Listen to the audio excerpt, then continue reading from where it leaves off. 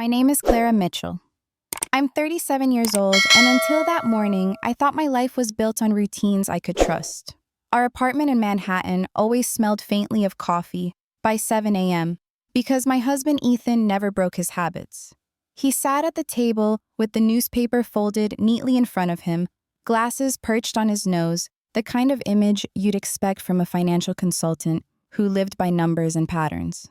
I was rinsing blueberries for our breakfast when my phone buzzed across the counter. The screen lit up with Maya's name, my cousin, the one who had spent nearly a decade flying across the Atlantic as a flight attendant. Her calls at odd hours weren't unusual, but the sharp edge in her voice when I answered sent a current down my spine. "Clara, is Ethan home right now?" Her words cracked too precise, like she was holding her breath.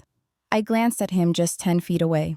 He looked up, caught my eye, and offered the faint smile I'd woken up to every morning for the past 8 years. "Yes," I answered slowly, gripping the phone tighter. "He's right here in the kitchen." The silence on the other end wasn't the relief I expected. It was heavier, like she was choosing whether or not to break something fragile. Then her whisper came low but certain. "That can't be true. I'm staring at him right now. He just boarded my flight to Rome. And he's not alone." My chest tightened so sharply, it felt like the air had been pulled from the room. I turned toward Ethan again. He was standing now, pouring himself more coffee, humming softly to a tune only he could hear. The mug in his hand was the one I'd given him for his birthday, white porcelain with bold black letters, "World's Okayest Husband." He'd laughed when he unwrapped it, kissed my cheek, said perfection was overrated.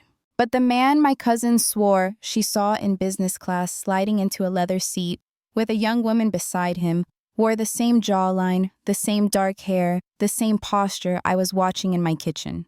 "Maybe you're mistaken," I whispered into the phone, though my voice shook with something between denial and dread. "I'm not," Maya insisted. "I'll send you a photo. Look at it now." Ethan's eyes met mine again. "Who's calling so early?" he asked, his British lilt still charming, still familiar. He took a sip, completely unbothered, as if nothing in the world was amiss. My phone vibrated again. A new message. I opened it with trembling hands. Through an airplane window, the picture was grainy but unmistakable. Ethan sat in seat 3A, his head tilted toward a blonde woman who leaned in with casual intimacy, her hand resting on his forearm as if it belonged there.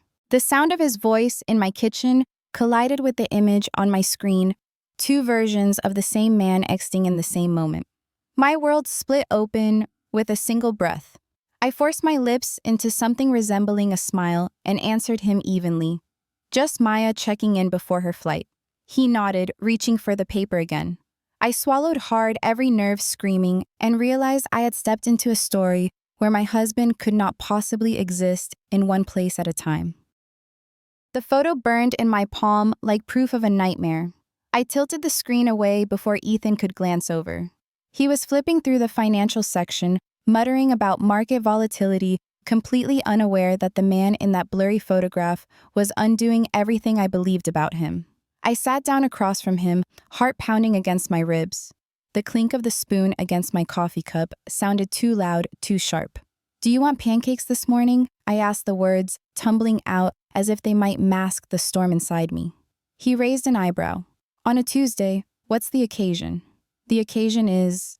I just feel like it," I said, forcing a smile. He chuckled, shaking his head, and went back to the paper. While I whisked batter, my mind churned through the last few months. The perfume that lingered on his jacket one night, floral and expensive, nothing I owned.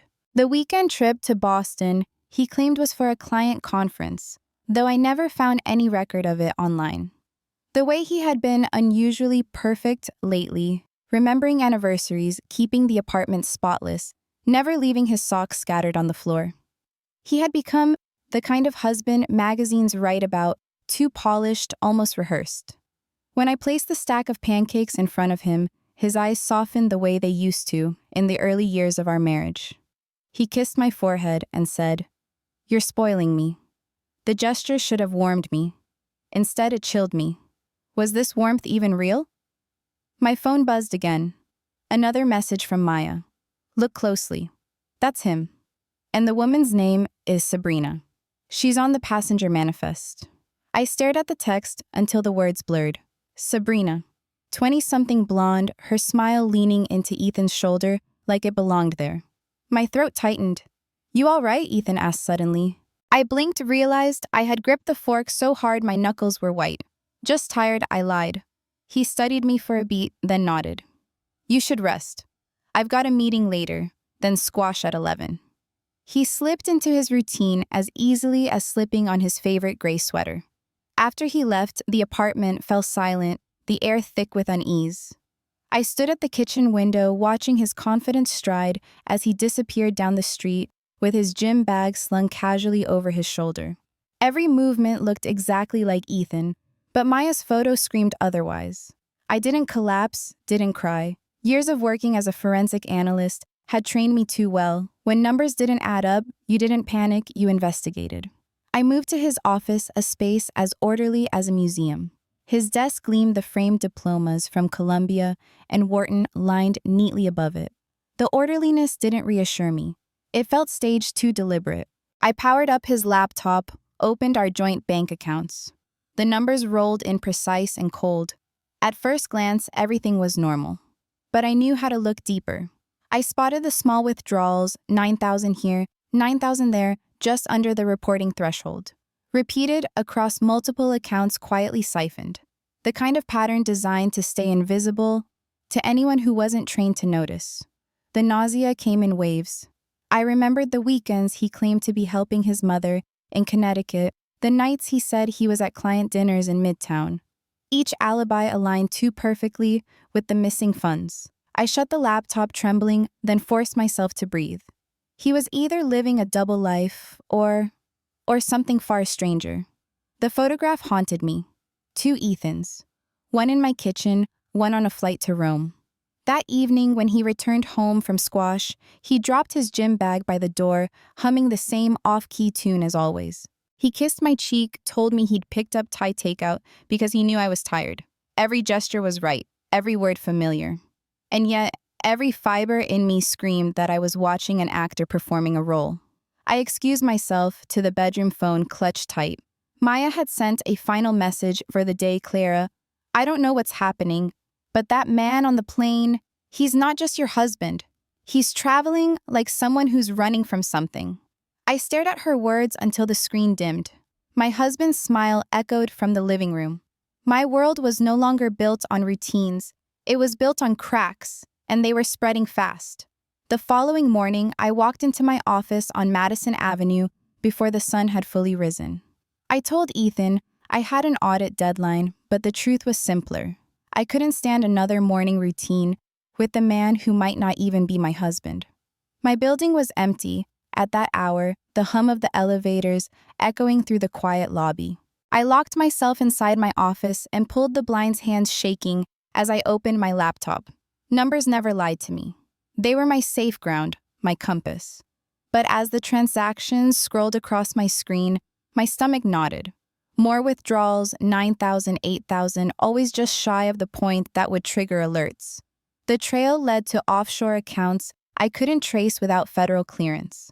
My own career as a forensic analyst was suddenly bleeding into my personal life, and I hated how familiar the pattern looked. Someone was draining us slowly, quietly, with the precision of a surgeon. My phone buzzed. Olivia's name appeared.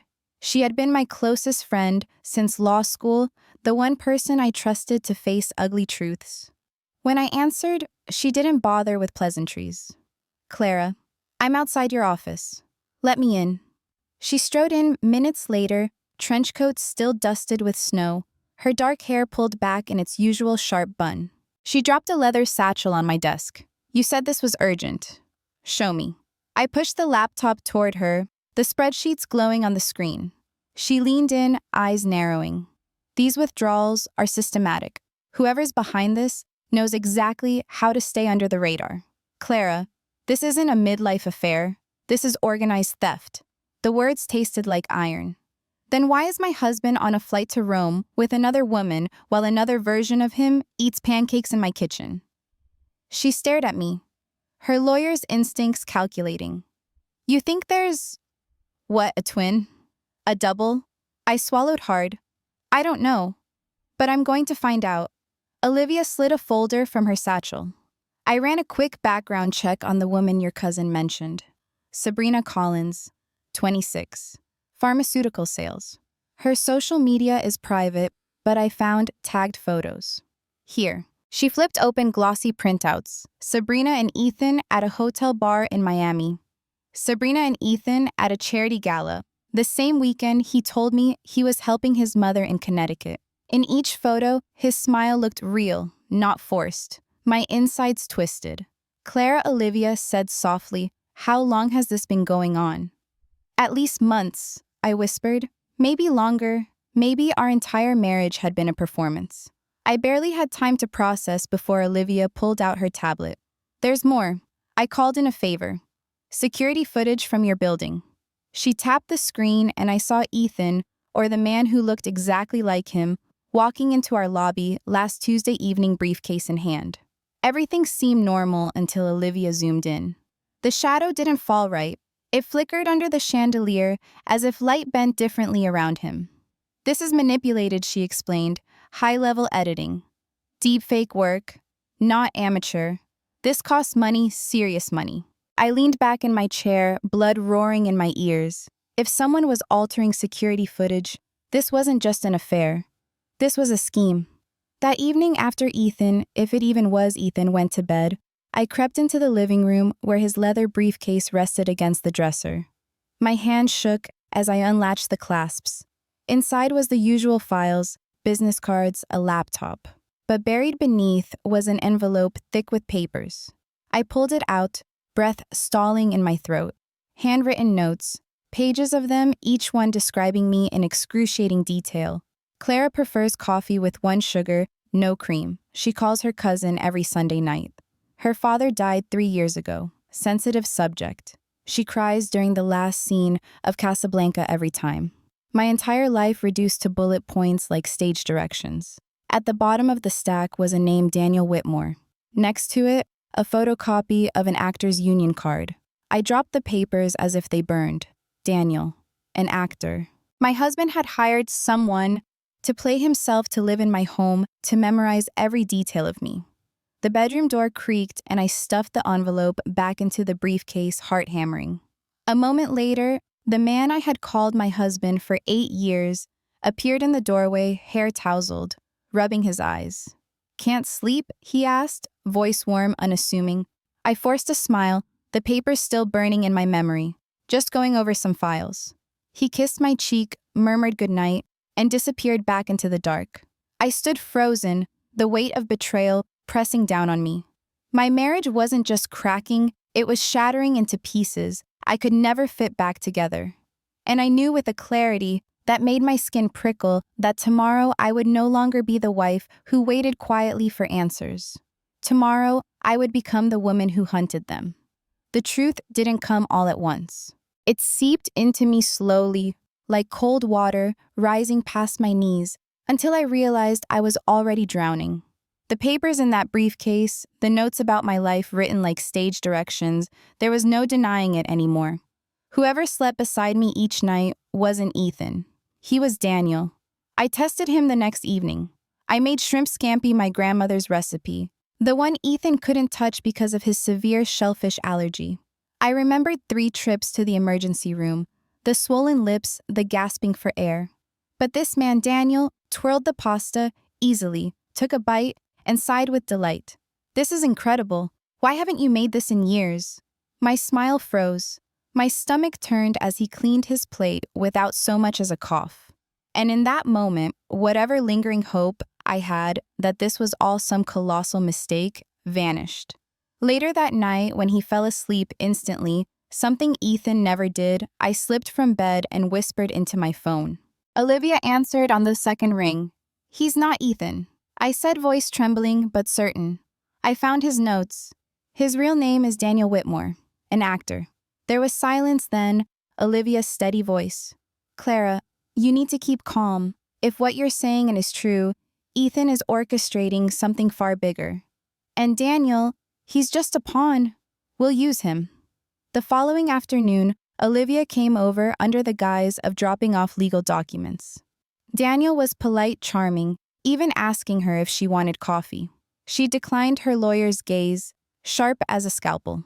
When he excused himself to shower, she leaned close. "You need leverage," she whispered. "He may not admit it easily, but Daniel has his own fears. Find them, and you'll have him on your side." That night I tried.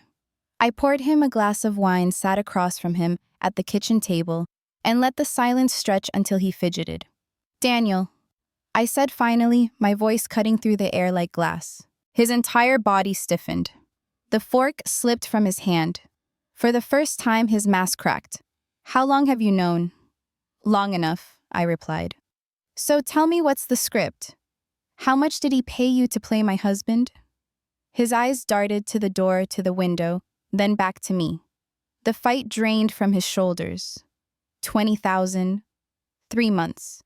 He told me you were separated, that he needed someone to cover for business reasons. I wanted to believe it was legal. His Brooklyn accent replaced the careful British lilt I had lived with for years. "Do you realize what you've done?" I whispered, anger and pity tangling inside me. "You let him steal from me from my clients. You let him crawl into my bed." He dropped his gaze, shame flickering across his face. "I didn't know it was like this. I swear, Clara. He kept me in the dark. But I have proof. Contracts. Recordings. I kept them in a storage unit, insurance, in case he turned on me." My breath caught. "Then you'll help me. Because if you don't, you'll go down with him." The next morning, Olivia and I met in her office. The air smelled of old paper and strong coffee, the way it always did.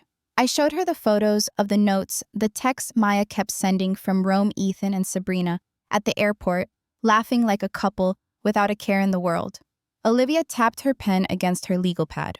"We don't have time for the authorities to piece this together. By the time the FBI acts, the money will be gone. We need something that traps him in his own arrogance." That's when the idea came. A financial virus, elegant and invisible, disguised as routine investment documents. I had written code like it before, to detect fraud, but now I would weaponize it. The moment Ethan or anyone using his credentials accessed our joint accounts from abroad, every transaction would freeze, and federal investigators would receive an automatic alert. "Is it legal?" Olivia asked as I typed furiously. "It's my money, my client's data. I'm protecting it." My voice was steady, sharper than I felt. Hours later, the virus sat hidden inside files labeled Q3, Investment Review and Tax Documents 2024. Ethan's habit was predictable. He always checked investments before making big moves. His arrogance would trip the wire. When I finally closed my laptop, exhaustion pressed heavy on my chest. Olivia touched my arm. "This isn't just about revenge, Clara. It's about survival. Don't forget that." I nodded, but my mind was already elsewhere, on Daniel, on Ethan, on Sabrina. On the fact that my life had become a performance staged by the man I once trusted most. And tomorrow, the curtain would start to fall. Sunday morning, the air in our apartment felt like it was holding its breath. Daniel sat rigid on the couch, eyes darting toward the door, as if expecting Ethan to burst in. The night before, he had admitted everything: the money, the contract, the role he had been paid to play. By 7 a.m., our living room filled with Ethan's colleagues and clients, lured by the invitation Daniel had sent under my direction. They mingled awkwardly, sipping coffee, murmuring about how unusual it was to gather this early. None of them knew they were about to witness the collapse of the man they trusted with millions. At 7:58, a knock thundered through the door. 6 FBI agents stepped in, badges raised. The lead agent spoke firmly. "We're looking for Ethan Mitchell." Daniel's voice cracked as he stepped forward. "That's not me. My name is Daniel Whitmore. I was hired to impersonate him. I have evidence, contracts, recordings, everything. I'll cooperate." The room went silent. One of Ethan's clients dropped his coffee cup, porcelain shattering across the hardwood. Jennifer Wu, another client, already had her phone in hand, likely calling her legal team. As agents cuffed Daniel, my laptop chimed from the counter. I opened it to see the virus I had planted activating in real time. Accounts across offshore banks froze one after another, nearly $50 million in stolen funds locked down and reported to federal authorities. Ethan's empire was turning to dust. My phone rang. It was Maya, her voice tight with adrenaline. They got him, Clara. French police pulled him out of the lounge at Charles de Gaulle. Sabrina was crying, but Ethan tried to run. They tackled him right there in front of everyone. The news rippled through me with a strange calm. For the first time in weeks, I felt like I could breathe. Within the hour, the apartment emptied of confused executives. The FBI collected evidence, their cameras flashing, as if my marriage was just another crime scene. Daniel was escorted out, throwing me one last look that mixed shame with gratitude. The months that followed blurred together court hearings, depositions, endless paperwork. Ethan was extradited. His perfect composure shattered in a courtroom where the evidence spoke louder than his lies. Sabrina cooperated to save herself. Daniel, true to his word, handed over everything, recordings written, instructions, even the storage unit key. The truth was undeniable. The divorce was swift. The judge awarded me restitution from the frozen accounts damages and the right to sell the apartment. But more than money, I won back my freedom. 6 months later, I stood outside my new office in the Flatiron District, the brass plate on the door reading Mitchell Forensic Consulting. Women came to me with suspicions about their marriages, their finances, their truths. I used the very tools that had saved me to save them. That evening, Maya and I sat in our favorite Italian restaurant, the same checkered tablecloths and garlic bread we'd grown up on. She raised her glass. To the woman who caught her husband in 2 places at once and lived to tell it. I laughed softly, clinking her glass. She slid an envelope across the table. Inside was a letter from Daniel, written from Ohio, where he was teaching acting classes. The best role I ever played was also the worst mistake of my life. Thank you for showing me that some parts aren't worth the paycheck. Tucked behind the letter was a photo of me and Ethan on our wedding day, smiling at something long forgotten. I studied it for a moment, then set it aside. Some roles should never be played, I murmured, and for the first time, the future didn't feel like a performance. It felt like mine. Thank you for watching. If you enjoy these family drama and revenge stories, please subscribe and join me for more every day.